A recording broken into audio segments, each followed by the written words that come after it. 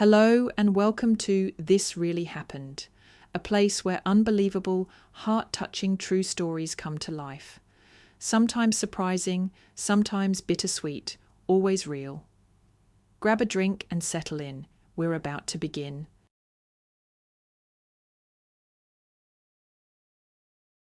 Kate's gaze froze on the curves of the intricate wallpaper pattern.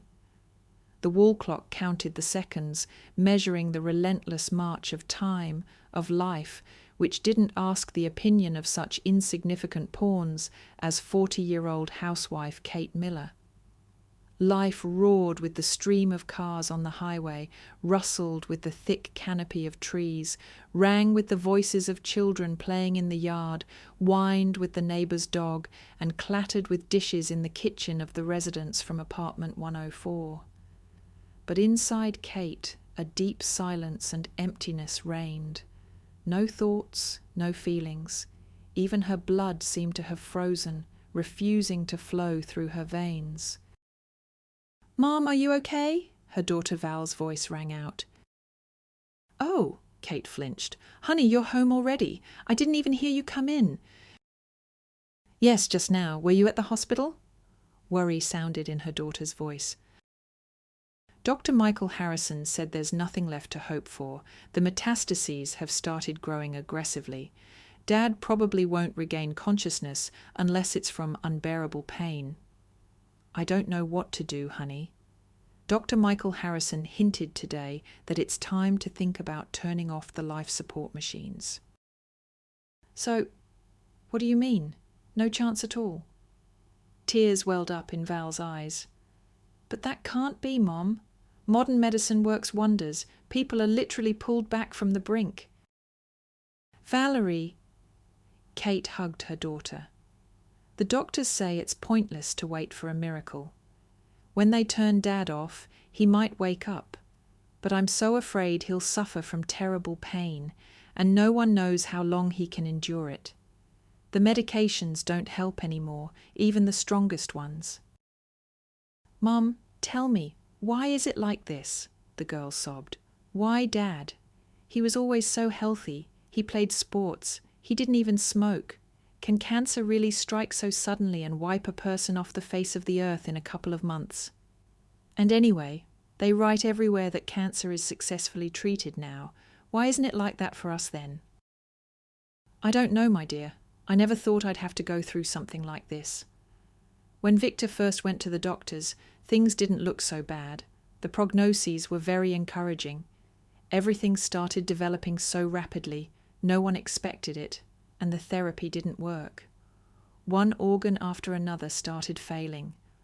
I can't explain anything to you because even the doctors are shrugging. They did everything possible, and Dad was so determined to fight. It's as if someone cursed us." "You can't say that," Val grew wary. "Do you believe in that?" "I don't know what to believe anymore. I even thought about going to a psychic. My mother is urging me. She found some man, says he can, and I'll tell you a secret. I've already arranged a meeting with him." "Are you serious, Mom? I understand you're desperate, but I think it's all a scam." "Honey, I'm clinging to any chance. Don't even think about going to him. He'll just fleece you. You're smart. You know they prey on other people's grief and gullibility." "I'll just go, honey. If he starts trying to get money out of me, I'll just turn around and leave." "But Grandma has gone completely crazy. It's okay for her, she believes in all that, it's forgivable. But you're an engineer, a person with a higher technical education. How can you even consider such a thing?" "We don't know a lot about life, Valerie. For example, you're only 11, but you reason like an adult. Why is that?" "Well, that's thanks to you and Dad for teaching me everything from early childhood. And today children, in principle, grow up quickly. There's no mysticism here. But with charlatans, that's foolish and reckless. It's better to look for other doctors. Maybe ours are just—" Val looked at her mother seriously. "Honey, Victor is in the best oncology clinic. World-class specialists work here. It's unlikely there's anyone more competent." "Now that's a sensible thought. I don't understand. If you realize all this, how did you even give in to Grandma's persuasion and decide to go to some sorcerer? All right, let's change the subject. I can't bear to discuss this myself. Okay, but promise me you won't pay that man. I promise, Kate smiled weakly. Listen, I haven't cooked anything today. Maybe we should order something. Mom, we're really tight on money. Let me cook something myself. Val smiled. You go rest. It's better. Yes, you're my good girl. Kate hugged her daughter tightly. Don't try too hard, though. I don't have much appetite. By the way, there were dumplings in the freezer. We can boil those. Dumplings will ruin our stomachs. We just ate them yesterday. What? It's perfectly healthy food, dough and meat. That's when you make them yourself, Val retorted. With store-bought ones, it's unclear what's mixed in. No way, I'll make something proper. I'll at least fry some potatoes. There's chicken too.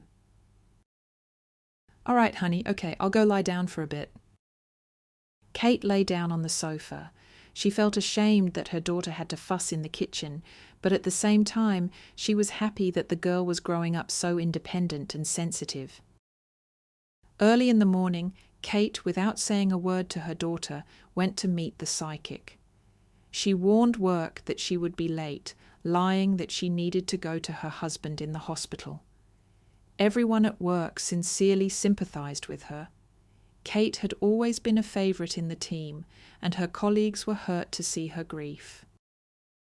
Contrary to expectations, the psychic didn't live in some abandoned house, but in a typical apartment in a residential area of the city. Kate dialed the number on the intercom panel, and almost immediately there was a welcoming beep. She took the elevator to the 8th floor. A man of indeterminate age, dressed in a coffee-coloured tracksuit, was already waiting for her on the landing. He looked quite attractive and didn't at all fit Kate's idea of magicians dressed in long black cloaks. "Hello, Catherine," the man smiled pleasantly. "My name is Simon. Nice to meet you. Please come in." He let Kate inside. The apartment was spacious and bright. There were no bundles of herbs hanging anywhere and no chicken feet in jars. A normal city apartment, quite modern and comfortable. "I see your surprise," Simon smiled. "Were you expecting to see the dwelling of some medieval alchemist?" "To be honest, yes," Kate smiled awkwardly.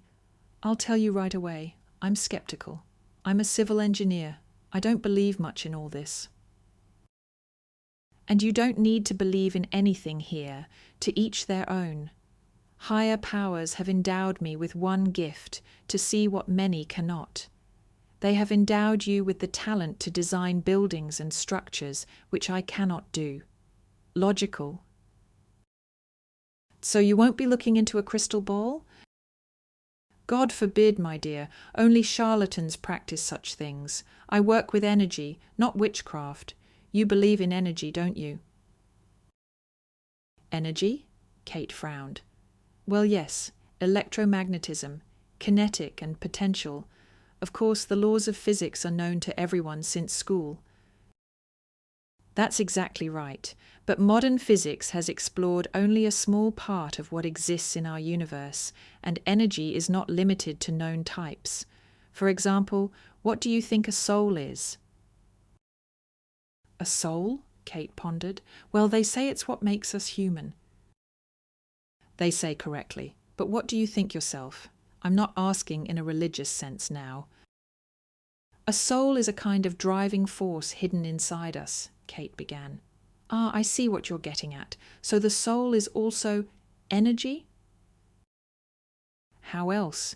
We can't see it, but we feel it, like any other energy. And our thoughts are nothing but energy. Yes, the human body is completely subject to the laws of physics, chemistry, and biology, but at the core of all this is energy. You've heard of the aura, the human energy shell, haven't you? Everyone has it. Enough research has been done on this topic that not only records the presence of a biofield, but can also control it. There are simply people, among whom I count myself, who can manage this. I've been practicing for over 30 years. Once, like you, I was a staunch skeptic. I didn't believe in anything but physics. I worked, by the way, at a nuclear power plant. And after 40, an event happened that turned my world upside down forever. "Forgive my bluntness," Kate interrupted. "How old are you?" 75, Simon smiled. "That can't be," the woman gasped. "You look about 40. "Yes, I know. It just so happened that I got fixed in this form when it all happened. I was 43. When we had an incident at the reactor, there was practically no chance to fix anything. No one wanted a repeat of the Chernobyl disaster. Memory was compressed. Everything happened in a couple of seconds. I suddenly did something that I still can't quite explain, let alone then." "What?" Kate froze. "I thought, or rather, I first imagined the explosion, what would happen next, the full scale of the disaster. I played it like a movie in front of me, and then I replayed everything in reverse and was able to rewind to the moment when the mistake was made that could have caused all this. An inexperienced supervisor had just started working. We were on the night shift together. He fell asleep and missed the moment the reactor started overheating. And so it happened that I rewound everything, found myself at the moment in time when this young man had just closed his eyes. I don't know how quickly I figured it out, but I realized that this was the moment when the future depended on me. I ran to the control room, and the kid was just starting to doze off. I looked at the instruments. The readings were going up, but I shook him awake. We reacted quickly then, called the necessary people, and successfully prevented all of it." "So you're saying you travelled through time?" "No, unfortunately no one can do that. Something else happened. It was as if I fell into a prolonged déjà vu, as if I foresaw all the events that would follow. And it all happened at the moment when I fell asleep. It had been a stressful day. I violated my official instructions, I confess. And if I had fallen asleep then, the disaster would have occurred. More precisely, I fell asleep. But at that very moment, I had a vision, thanks to which I was able to save everyone. I understand it sounds unbelievable, especially since you won't find any information about that incident anywhere, because nothing actually happened. But since then, I started actively absorbing information that could somehow explain my suddenly discovered psychic abilities. After that incident, strange things began to happen. I started seeing a lot ahead of time, and not just in dreams. It was like sharp shifts in consciousness. I was afraid. I didn't know what to do with it. And later, I found a person who explained everything to me. I won't burden you with details. You still won't believe it. But since that very time, I decided to dedicate my life to this. I lived in India for a long time, mastering energy practices. My physics education somewhat hindered me, but then I started connecting what I knew with what I was yet to learn, and now I can look into both the future and the past. Don't think of me as a magician. I can't influence much. But thanks to my gift, I can now help people. The most important thing I've understood is that our universe is completely subject to the laws of energy. And if someone manages to tune into the right frequency, a lot opens up. I don't pretend to be omniscient. I'm like a transmitter. I just catch signals from the info field and broadcast them. "Suppose I believe you," Kate frowned skeptically. "Although it's still beyond my understanding. My mother recommended you to me.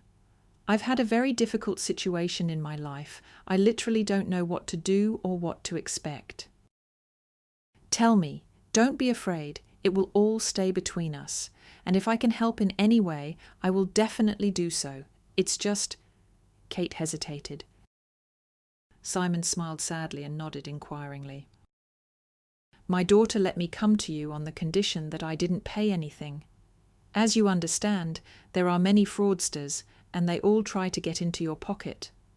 We are in a very difficult position right now, and—" "Catherine," Simon placed his hand on her shoulder, and the woman immediately felt a sense of relief. "I don't charge for my services. Any compensation is solely your decision. I believe that the gift given to me belongs to everyone. If I charged for my work, I would be living in some luxurious mansion now, not in this typical 2-room apartment.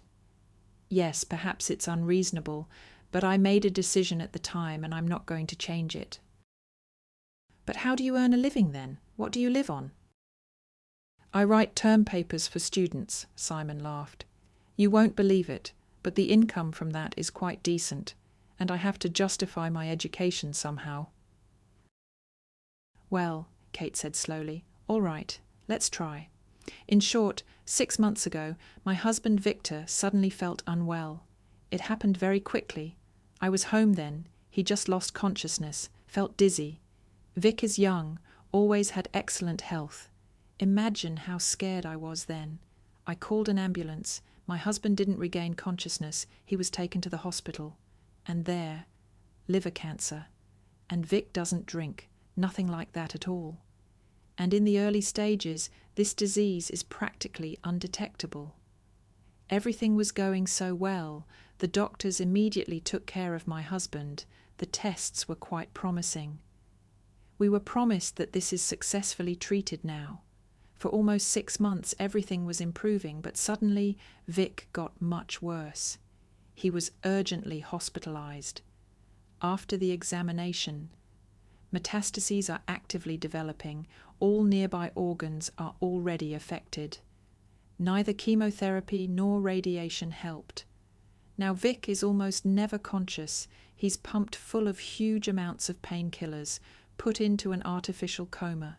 He's connected to a ventilator, some other devices. I don't understand anything anymore. I only see my beloved husband, but I can't. I just can't. We have a daughter, Val. She loves her father dearly. It's much harder for her than for me. I just can't imagine what will happen if Vic is gone." "So, as I understand it, official medicine doesn't understand the reasons for such rapid progression of the disease." Simon frowned. "Show me a photo of your husband." Kate opened a photo on her phone and handed it to the psychic. Simon looked at the picture for a long time, then closed his eyes and remained silent for several minutes. Kate didn't dare to ask anything. It was clear that the man had entered some kind of trance.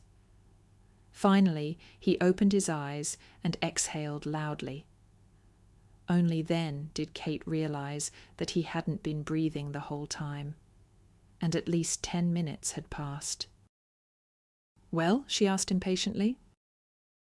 "I'll tell you straight away. There's no hope of saving Victor, but—" "But?" Kate countered. "There's nothing more to be done here. The thing is, your husband was subjected to external influence. That's what caused the disease. When he was already recovering, the influence was repeated and much stronger. And that's when the disease started progressing rapidly." "What do you mean?" Kate's eyes widened. "What influence? Some kind of hex or what? A curse?" "Many call it that, but I prefer to call it influence." "But who? Who could decide on such a thing? Vic was on good terms with everyone. He had no enemies." "I will describe this person to you," Simon nodded. "Or rather, 2 people. The first is a woman around 40, ash blonde, quite plump and short. Long nails with bright polish, many rings, always wearing glasses. This woman thinks only of money. She's already gone through a divorce because of it, but she hasn't calmed down. She is in Victor's closest circle and exerted physical influence. The harm was done through a liquid. The second person is a rather young man, brown-haired, thin, slightly hunched.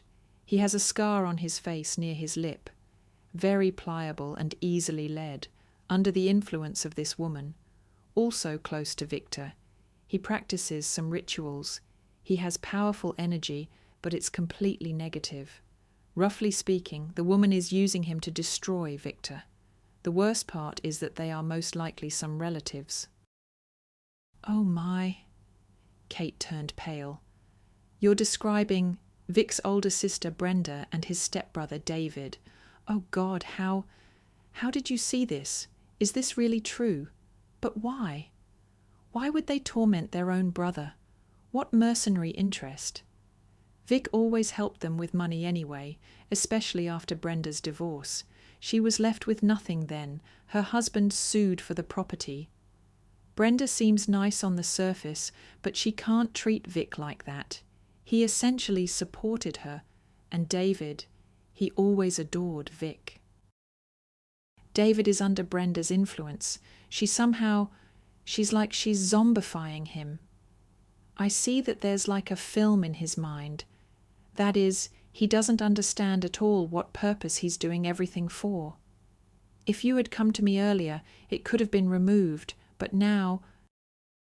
Maybe we can still try? Kate whispered. For some reason she believed Simon. I can do a cleansing, but it will only alleviate Victor's suffering and give him a maximum of a few weeks. The influence is very strong and already at such a stage that it's impossible to get rid of it. It's one thing when only the soul, the energy, is affected, another when the body is almost destroyed. I agree to everything. I want Vic to at least regain consciousness and suffer less. I can't let him go like this without saying goodbye. All right, Simon nodded. I will do everything possible, but be prepared for the worst. No matter how you look at it, I don't see a favourable outcome. What will you need from me? I need direct contact with your husband. Can that be arranged? Yes, you can visit him in the hospital today. I'll introduce you as a relative. He's alone in the room. No one will disturb us during the visit. We can go right now. I don't want to waste time. We have very little of it. Yes, of course. Then I'll just change clothes. Simon left the room, leaving Kate alone with her thoughts. She couldn't comprehend how all this could be true. Why? The woman fumed inwardly. Vic did everything for them. What good is his death to them? I always suspected Brenda was dishonest, but to this extent, and they smile sweetly. They don't hesitate to ask for help. Are these people family? After their parents died, Vic doted on David like a prized possession, paid for his university. His stepmother didn't really let the sons see each other, and as soon as her life started falling apart, she came running. I don't understand, God. Why didn't Mum tell me to come to this man earlier? Although who am I kidding? I would have laughed at her. Lord, give me strength. All right, I'm ready. Simon returned to the room. He had changed into a summer suit and looked very presentable. Will the doctors think I'm a sorcerer? Or worse, will they admit us both to the hospital? No, not at all, Kate replied. Don't worry. When I visit Vic, no one comes into the room. They don't bother us. Excellent, the psychic nodded. Then let's go. The bright July sun shone through the half-closed blinds. Kate looked at her husband, tangled in tubes and IVs, and shuddered. The man she had lived with for so many years.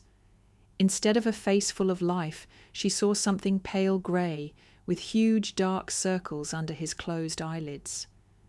Victor had lost a lot of weight. His cheekbones were tightly covered with thin, almost transparent skin. Kate gently took his hand.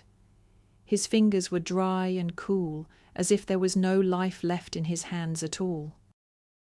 Simon stood modestly by the entrance, hesitant to interrupt the moment of the couple's reunion. In his hands he held a small leather bag. "Simon, come here," Kate called him. The man obeyed and sat on a chair. "Here, and Vic has been in this state for almost a month now." "May I?" The psychic looked at her questioningly. Kate nodded. Simon carefully took Victor's hand. He sat with his eyes closed for a couple of minutes, then abruptly stood up and reached for his bag. After rummaging in it for a bit, he took out a small packet of salt and a black candle. "All right, now I'll ask you to step out, Catherine. No one should be present. If someone tries to enter the room within 15 minutes, distract them. Now I will take a sample of Victor's energy onto this heated salt using the candle to reduce it. I'll do the main work at home, but without personal contact I wouldn't be able to." "Understood." The woman nodded and slipped out the door. Kate sat on a small sofa in the corridor. No staff were visible. The minutes dragged on unbearably. Suddenly, a nurse emerged from around the corner, heading towards Victor's room. Kate became anxious. "Oh, you can't go in there," she squeaked, blocking the nurse's path. "Why not?" the woman asked, taken aback, fumbling with an IV bag in her hands. "I need to give your husband medication. It's time." "You see," Kate stammered. "Well, his uncle from Vladivostok came especially by train. Can you imagine? He hasn't seen Vic in 10 years, and he came to say goodbye. Even I stepped out, left them alone. I don't want to disturb them. His uncle is very worried. They used to be close, and it's only been about 10 minutes. Okay, he'll be out soon."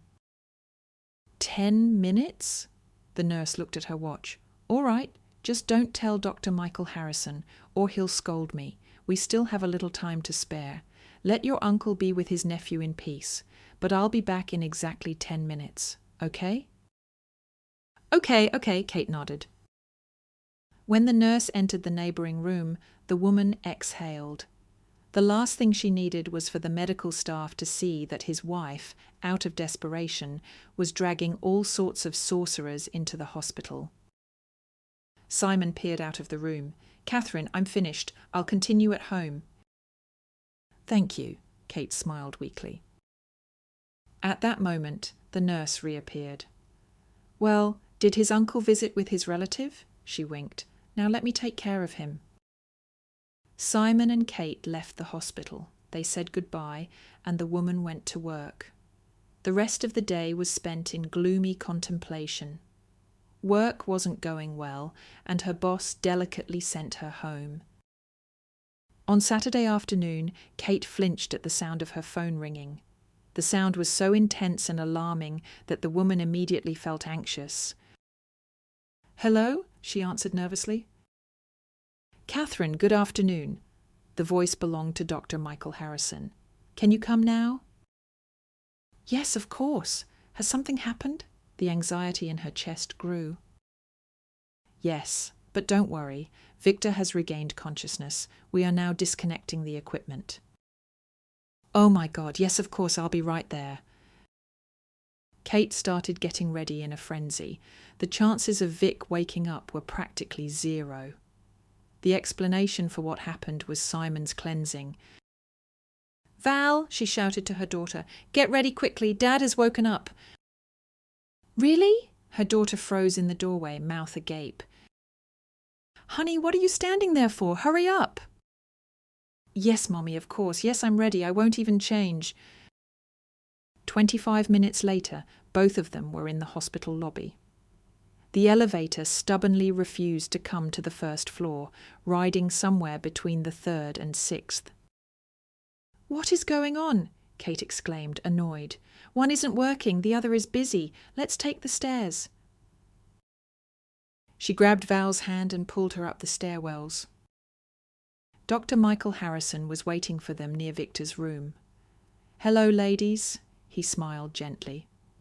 "All right now. No panic and no excessive emotions. Victor is conscious, of course, but he is very weak. The nurse gave him a painkiller. What's surprising is that he said he doesn't feel anything." "Thank you, Dr. Harrison," Kate was crying. "Mom, what's wrong?" Her daughter stroked her hand. "Does this mean everything's okay?" "Don't rush things," the doctor interrupted her. "We can't explain how this happened, but his condition is still very serious." Kate and Val entered the room. At first glance, nothing had changed. But then the woman noticed that there were practically no tubes on her husband's face. Victor was breathing on his own. Hearing footsteps, the man opened his eyes and, looking closer, smiled weakly. The smile was somehow eerie, but for Kate, it was the most precious and warm thing. "Vic!" she rushed to him. "Daddy, hi!" Val sobbed. "My girls," Victor whispered hoarsely. "I thought I wouldn't see you." "Hush, hush, darling," Kate cried. "It's better for you not to talk yet. Your vocal cords are weak. We came as soon as the doctor called." "But how? My God!" "Mummy, calm down. It's okay," Val supported her. "Drink some water." For a while they tried to talk, but Victor was weak, and the women were in shock. "Val, I need to tell Mom something important. Leave us for a couple of minutes." "Dad, are you serious?" the girl protested. "We're one family. We can't have secrets." "All right, I'm kidding, of course. I understand you want to be alone together. I'll go get a chocolate bar from the machine for now." Val skipped out of the room. As soon as the door closed behind her, Victor squeezed Kate's hands tightly, painfully. "Vic, be careful. You shouldn't strain yourself." "Kate, listen to me carefully. We have very little time." Her husband's voice suddenly became more confident and firm. Even the hoarseness almost disappeared. But what frightened Kate the most were his eyes. They seemed darker and shone unnaturally. "Vic, everything will be all right now." "No, Kate, don't deceive yourself. Things will be all right. But for Val, listen." "Don't say that," Kate sobbed. "Katie, don't interrupt me, please. We have very little time. I don't know how much longer I have. I saw something. I don't know how to explain it. I was in complete darkness, and then there was light and some man in a suit. He seemed to be pulling me towards him, talking. I can't explain how it all was, like a dream. But I know it wasn't a dream. I saw Brenda. For some reason, she was tying me up. David was also nearby. They were taking me apart like a construction set. And that man then told me that it was they who brought harm to Val."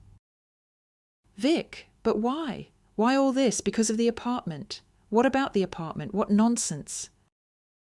"Listen, I didn't tell you, but you know that our apartment where we live came to me from my grandfather. He was nothing to David, but he was Brenda's relative, and he wrote a will leaving everything to me. He had a very bad relationship with Brenda, but she couldn't calm down then that she got nothing. And then I did something foolish. We weren't even acquainted yet. I wrote a will leaving it to her." "Why?" Kate protested. "It's a long and difficult story to explain. I didn't think then that I would have a family and all that. Besides, I love my sister. You know that yourself, even though she's a difficult woman. We agreed then, more in jest, just so she would calm down and not ruin our relationship. I wrote that in the event of my death, the apartment would go to her. That was almost 14 years ago. Then she got married, and it all got forgotten anyway. I didn't really remember it myself, especially since you came into my life. But then something happened. I don't know what happened to Brenda and how she came to the idea that she needed to get rid of me. I tried to support her as much as I could anyway. What else did she need? It's hard to believe that for the sake of some square meters, she's capable of destroying her own brother. I understand that the apartment's price has sharply increased now. Grandfather wasn't a poor man. The apartment came from the factory. He was a manager after all, and the apartment was appropriate. If you sell it now, you can buy a couple in new buildings and still have money left. So, apparently, her greed kicked in. But it feels like someone put her up to it. And David also fell under her influence. He had abilities since childhood. Mum even took him to some remote place to a witch. Neither I nor Dad took it seriously, but Brenda showed interest. Once I caught them making some dolls. Dad burned everything then, got scared, and strictly forbade such obscurantism. He was a believer. Well, and everything somehow got forgotten. And then Brenda suddenly decided it was time to bring David out of the shadows. I don't know what she did to him, how she persuaded him. But they started doing all this. I have no other explanation. I understand that he was wandering around some cemeteries. I don't know what he was doing there. And then I saw my sister's face. She looked. I woke up. I know I don't have long left. And I need to stop their plans in time. That's not all. Now I feel that she will turn on you and Val too, to eliminate all competitors. A notary will arrive now. I will re-register the apartment to you. Otherwise, she has that will, and she'll just throw you out on the street. But I need to protect you. That man from my vision, he can help, but I don't know where to find him. I know, Kate replied quietly. What? But how? How could you know him? Victor was surprised. Vic, I went to him. I know it's sheer madness, but Mom insisted. I was so desperate. You understand? This man, his name is Simon. He's a seer. The funniest thing is he's a physicist. I believed him. He described your sister to me and told me all this. You know yourself that I don't believe in all this magic and stuff. I'm a pragmatic person. But Simon somehow convinced me. And the fact that you woke up is thanks to him. He was cleansing you. He said right away that there wasn't much hope, but... Yes, my girl, it's too late to save me. Now you and Val need to take care of yourselves. Meet with this Simon. He'll tell you what to do. Vic, I love you so much, Kate cried. I don't want you to go. Honey, I'll always be with you. Now I know that everything doesn't end with death. There is something we don't know about, but I will stay by your side forever, even if it's my soul and not my body. But that doesn't matter at all. Victor winced. Darling, are you feeling unwell? Kate was frightened. It's all right, he rasped. Call the doctor. Kate rushed out of the room in search of medical staff. Dr. Michael Harrison, seeing her anxious face, immediately hurried into the room. Kate sat with Val on the small sofa in the corridor. Soon the notary arrived. He stayed in Victor's room for quite a long time, and when he came out, Kate was allowed to go in. Victor lay motionless. The nurse had just put up an IV for him. Seeing Kate and Val, Victor smiled weakly, but said nothing more. A nasty cold rain was drizzling. Kate, silently swallowing tears, watched as clumps of wet earth fell with a dull thud onto the lid of the polished dark brown coffin. She herself approached the grave last. Holding Val's hand tightly, with half-paralyzed fingers, she scooped up a handful of earth and threw it down. Val did the same. Kate barely remembered the rest, how the coffin was buried, how they were led away, how they were put into a taxi. Alice was grateful to her. Honey, Alice told her, you two go. I'll take care of everything here myself, especially since there aren't that many people. I'll come to you later. It's best if you just go to sleep. You need to get through this somehow. Here, take this. It's a sedative. Try taking some pills and going to bed. Mum, why weren't Brenda and David at the funeral? Are they not in the city? Or did something happen? Although, what could happen here if your own brother died? I don't know, Kate shuddered. She had tried calling Brenda, but she didn't answer. Kate even went to her house, but no one opened the door. She couldn't find David either. It was unclear where they had disappeared to, and if they even knew about Victor's death. I can't reach them.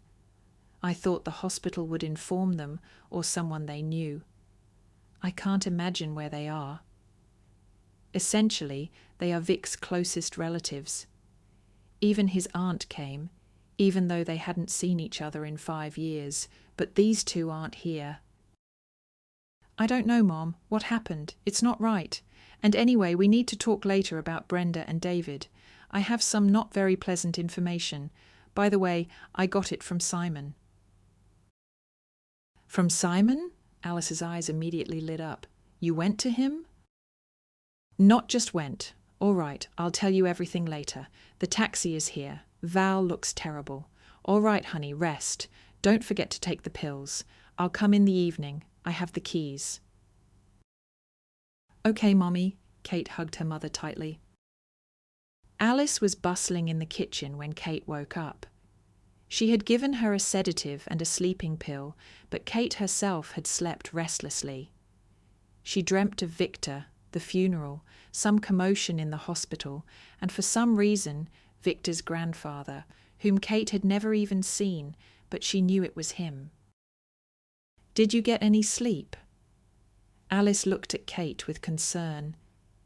You and Val should go away somewhere for a while she's still on vacation. A change of scenery will do you good, and it will be easier for you to get through the grief. You know, we had already accepted all this while Vic was in a coma, but when he regained consciousness, some hope appeared. Now I understand that those half an hour were like a last push, just to talk to us. I'm glad we made it, otherwise we would have blamed ourselves for the rest of our lives. Mom, I want to tell you everything that happened. Kate talked for a long time about how she decided to go to the psychic, what he told her, how he appeared to Victor and managed to bring him back to consciousness. See, I told you right away you should go to him. Reliable people recommended him to me, they wouldn't lie. Simon helped them a lot in his time. It's a shame, of course, that this didn't happen sooner, for Vic, but what's done is done now. But his relatives, of course, a nightmare. How could they even decide on something like that? And there's no way to punish them for it. Simon said that karma always catches up with a person who does things with negativity. God will punish them or energy according to the law of balance. As much evil was done, so much will return. But they should be punished by law. Mom, what law? They'll laugh at us. There's no proof. That's true. You know what I'm afraid of now? Vic said that Brenda won't stop at this and will want to harm me and Val. I want to consult with Simon on how to protect ourselves. Do you think she'll decide on that? In Victor's case, she had a mercenary interest, your apartment.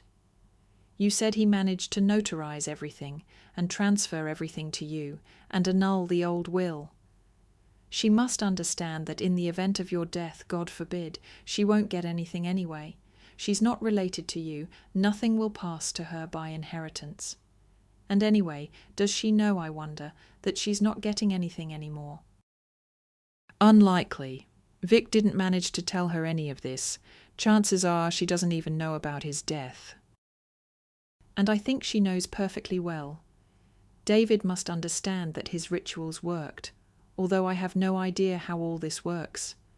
But still, even if she knows and is waiting, what do you have to do with it? Her plan was to kick you out, and it's unknown if I interpreted everything correctly. I don't know, Kate shrugged. I can't just go to her and ask directly. I'll try to find out through Simon. The next day, Kate invited the psychic to her place. Val opened the door.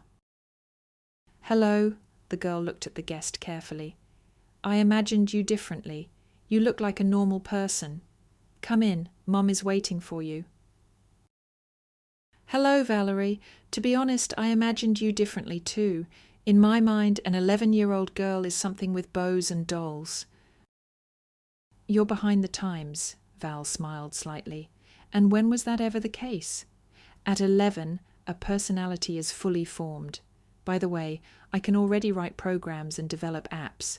One of them is even being considered for purchase. Wow, Simon whistled. A serious young lady. You are, of course, far from this. Mathematics is not magic, but I don't believe in it, even though you convinced Mom. I think it's just a coincidence that Dad came to. You're wrong to think, Valerie, that I don't know anything about mathematics. Mum probably didn't tell you, but I used to work as a lead engineer at a nuclear power plant. Physics and mathematics are like my sisters, you could say. No way, the girl was surprised.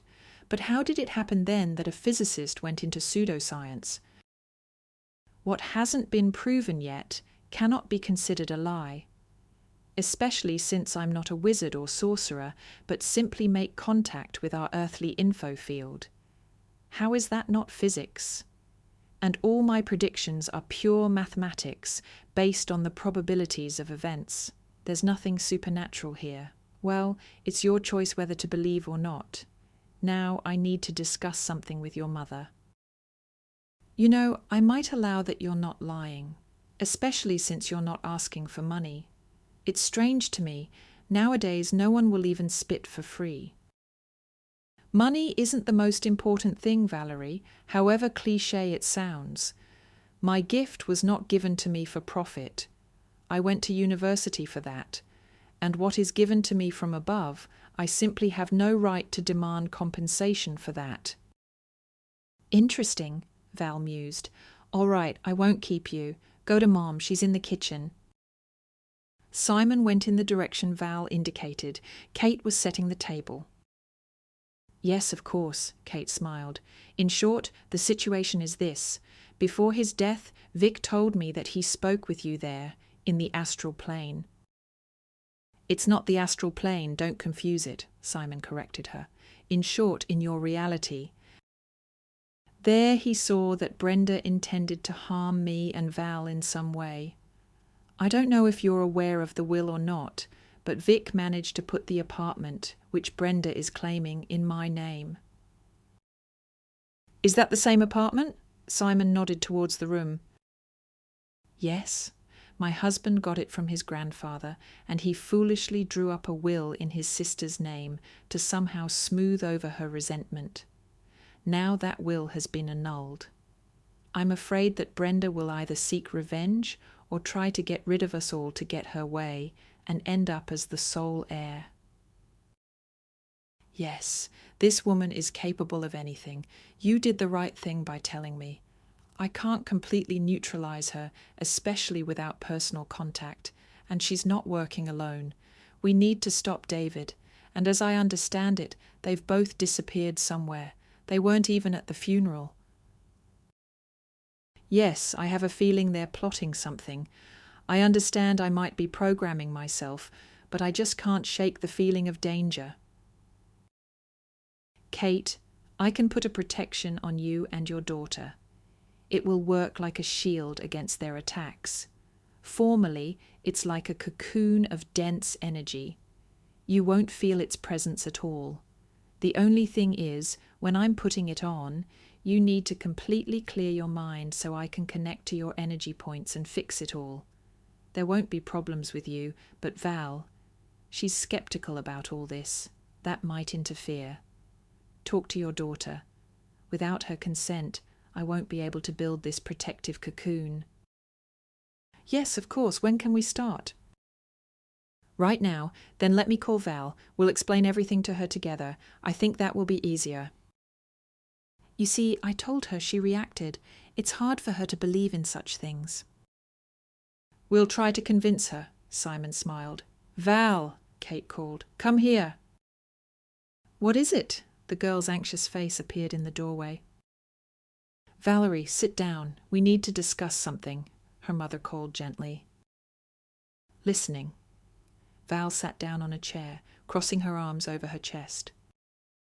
Honey, I know that what I'm about to tell you will cause you indignation, but as a sign of respect, love for me, and in memory of Dad, please take my words seriously. Okay, I'll try, the girl grimaced. In short, the situation that happened to Dad is the work of your Aunt Brenda. She used magical influence on him, which caused the illness. The reason is trivial: money, specifically our apartment. Dad once made a will in her favor, so she decided to act in radical ways. She doesn't know yet that he transferred the apartment to us, but Dad warned me before he died that now you and I are in danger. This woman won't stop and might start seeking revenge." "Seriously?" The girl was horrified. "I always couldn't stand her, that nasty aunt, and Dad always helped her. I knew it was her doing something." Val burst into tears. Kate hadn't expected such a reaction. "Mom," the girl sobbed, "so this is all true, and Auntie is a witch?" "No, darling, Aunt Brenda isn't a witch, but your Uncle David has certain abilities, and she took advantage of that." "Uncle David too, but that's impossible. He loved Dad so much, and he's a good person." "Valerie," Simon intervened, "there are such people. They are indeed good and don't wish anyone harm, but they are easily influenced by others. Your uncle is being skillfully manipulated, using his abilities for evil. He acts as if he's under hypnosis. It's even pointless to blame him. But I would be wary of your aunt." "Does she want to get rid of us too?" Val recoiled in horror. "It's hard to say yet. I can't judge her intentions." Simon shook his head. "I'm not all-powerful, and I can't see this from a distance. To understand her plan, I need to make personal contact with her." "I don't want her to come here." "She won't come," her mother reassured the girl. "Both Brenda and David have disappeared somewhere. You probably noticed they weren't even at the funeral. Maybe they've already punished themselves and crashed in a car." "Val, you shouldn't say that," Kate said strictly. "No matter what people are like, wishing harm on someone brings it upon yourself. Their fate will catch up with them. But for now, we need to make sure they don't harm us." "But can anything be done?" Val became serious. "Look what they did to Dad, and Auntie smiled so calmly, knowing he was dying because of her." "I can protect you," Simon said. "I'll put a shield on you and your mother that Brenda won't be able to break through. But you must believe with all your heart, accept it, otherwise nothing will work. Valerie, you said you're into programming. Well, what I'm doing with your energy is also a kind of programming. I'm rewriting your factory settings. And the protection is like an antivirus. It will catch all your aunt's attacks and either erase them, quarantine them, or send them back. And then, when it's all over, I'll remove it. Do you understand me?" "Uh-huh," the girl nodded. "Then I suggest we start right away. Otherwise, we might lose time, which will turn against us. Who knows? Maybe Brenda has already started doing something." Over the next 2 hours, Simon performed his manipulations. All Kate and Val had to do was sit and enter a meditative state. When everything was finished, the man woke them up. "All right, girls, I've finished my work. Now you don't need to be afraid, but as soon as Brenda starts showing herself, let me know." "Thank you, Simon," Kate smiled at him. "I believe you. I sincerely hope this will all help. Maybe I should still pay you." "Catherine, you have already paid in full. I haven't eaten such a delicious lunch in several years." Simon smiled and headed for the exit. After he left, mother and daughter talked for a long time, discussing everything that had happened. Just under a month had passed since Victor's death. Gradually, Kate was getting used to the idea that he was no longer there. She remembered his words that despite leaving, he would always be near, and that made it easier. Val was also slowly recovering. There were still 2 weeks left until the start of the school year, and the girl was already preparing for school, browsing shops with her grandmother for new notebooks, and even managed to meet up with friends with whom communication had been limited in recent months due to her father's illness. That day, Val returned from her grandmother's in a cheerful mood. She boasted to her mother about the new tracksuit Alice had bought her.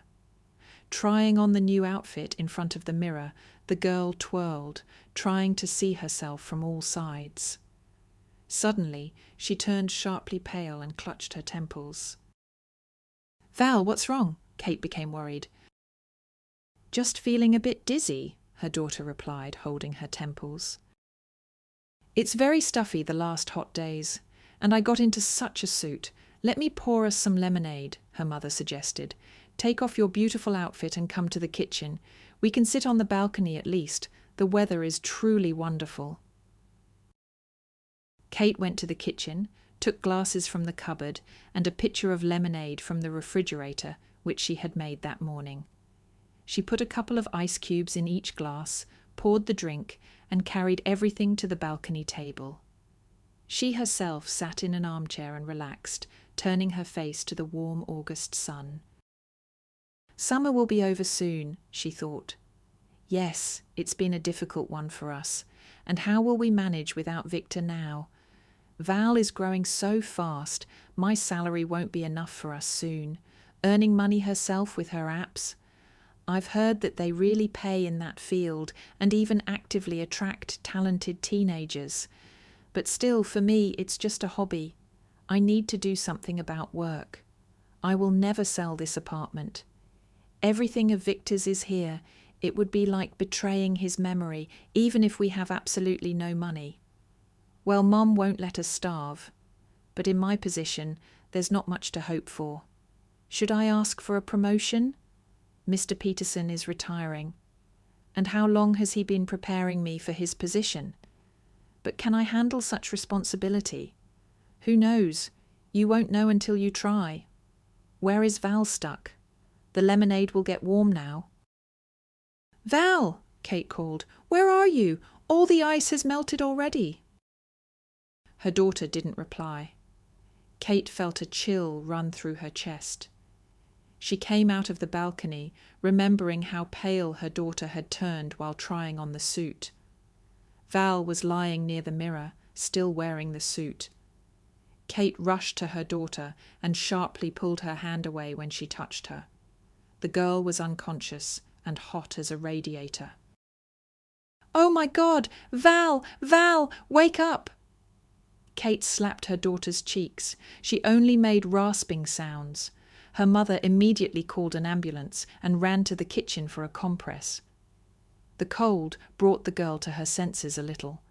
She opened her eyes slightly and mumbled something, but Kate couldn't make out the words. She dragged the girl onto the bed and took off her jacket. Val was completely red and sweat was streaming off her. The ambulance crew arrived quickly.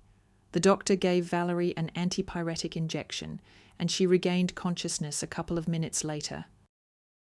Mom, she mumbled, everything's okay. Honey, Kate stroked her damp hair. Oh my God, how scared I was. Most likely the girl overheated, the doctor frowned. Shall we go to the hospital? No, Val bleated, just not the hospital.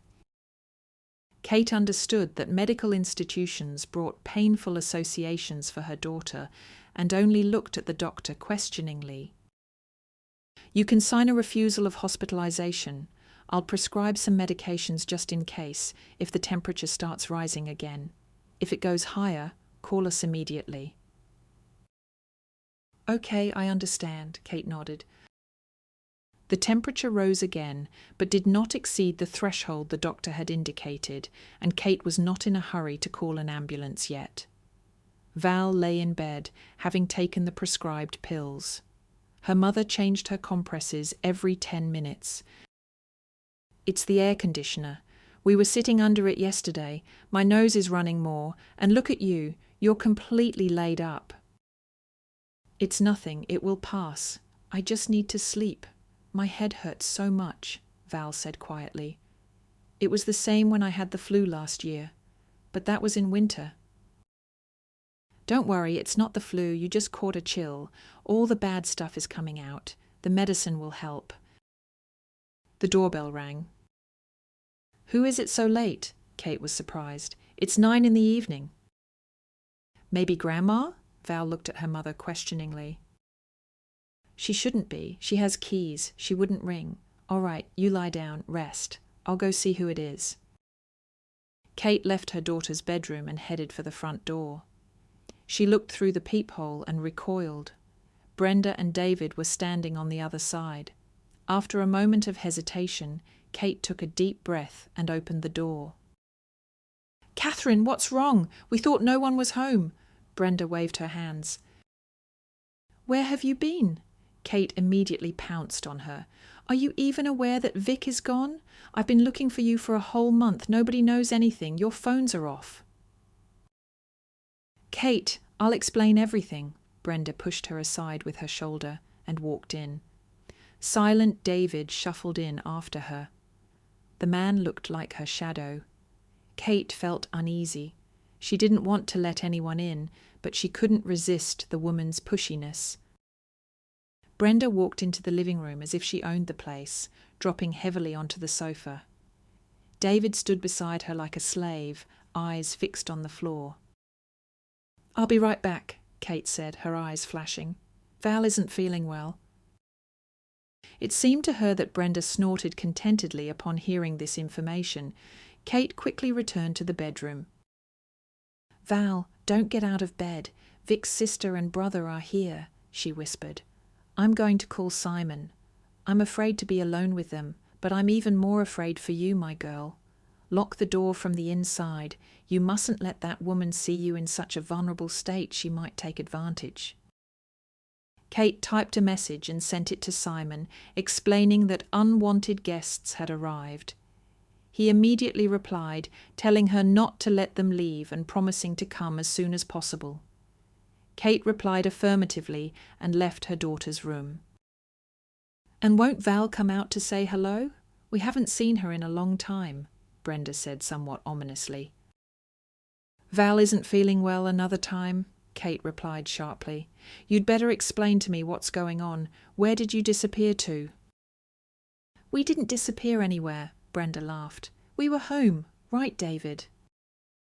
The man nodded silently. Kate was taken aback. "What do you mean, home? Then why weren't you answering? Why didn't you come to the funeral? Vic died, your own brother, and you just sat at home." "It's our personal business whether to come to the funeral or not. But it's your business to quickly pack your things and leave this apartment with your sick daughter." Here it is, the thought flashed through Kate's mind. It started.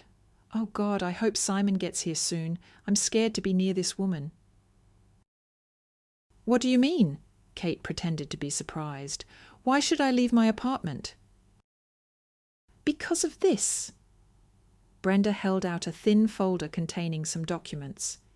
Kate quickly scanned the papers and calmly placed the folder on the table. "Firstly," she began coolly, realizing that this was her moment of triumph. "As far as I know, a will comes into legal force 6 months after the testator's death. So you have no right to live here until you officially become the owner of the apartment." You reacted strangely, Brenda tensed. "So you're not surprised that I brought you the will? And that you're essentially losing your home? All right, let's say you're right legally. Never mind, I'll wait. Although... But if there was a firstly, there will also be a secondly," Kate continued coolly, ignoring Brenda's words. "Secondly, this piece of paper has had no legal force for over a month. Before coming here and waving this in my face, you should have at least bothered to find out who the official owner of this property is now." "What are you talking about?" Brenda jumped up from the sofa. "Why is this will invalid? Victor was unconscious for the last few months, and I checked everything back in June." "Thirdly," Kate cut off her angry tirade, "Victor did regain consciousness. If you had shown more interest in how he was in the hospital, you would have known about it. It was during that time that a notary visited him, and the will was rewritten. So you have no right to be here now, or in 5 months. Kate stood up from the armchair and pointed to the door. "Oh yes, fourthly," she smirked. "I know everything. I know that my husband's death is your doing. Yes, I won't be able to prove anything, but I don't need to. Karma will catch up with you without me. You degenerates. You are just degenerates, killing your own brother for some brick walls." "Oh, is that so?" Brenda bristled. "So that's it. You were right, David. This woman suspected something. It's good we covered our backs. What are you talking about this time? Kate turned pale. I'm setting my condition.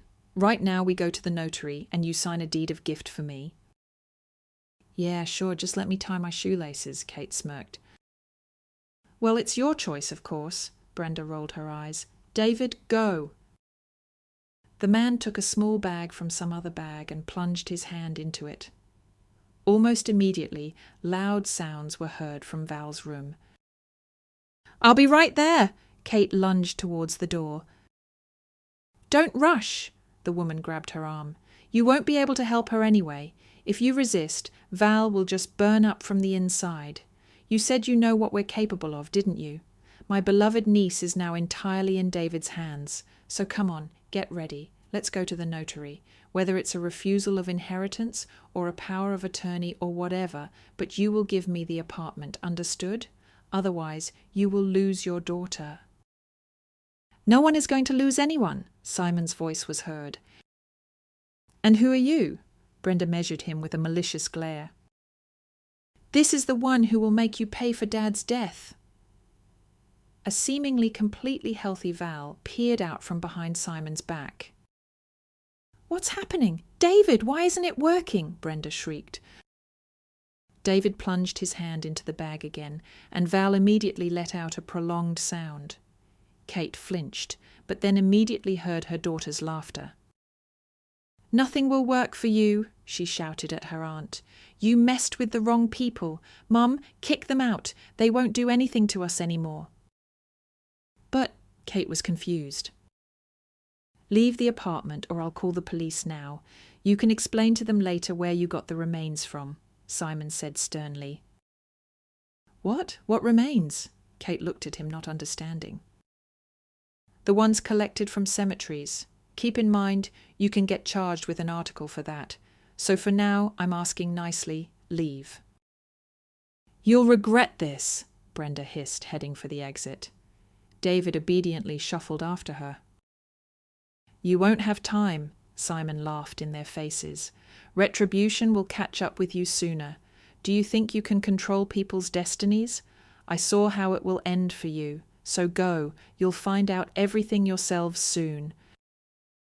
When the uninvited guests left the apartment and Kate locked the door behind them, she demanded an explanation. I arrived almost immediately. Don't ask how I managed to get here so quickly. You still wouldn't believe it. Simon smiled, ruffling Val's hair. I was lucky you didn't lock the door. I came in and heard noise from your room. I immediately felt their energy and went towards Val. The girl didn't fully believe us after all. They managed to partially break through my shield. It's a good thing you called, otherwise there would have been trouble. But I removed everything, and they will never bother you again. But how can I be sure of that? Kate asked. Brenda looked very angry, and she will definitely find a way to get what she wants. She won't have time, Simon shook his head. Why not? Kate frowned.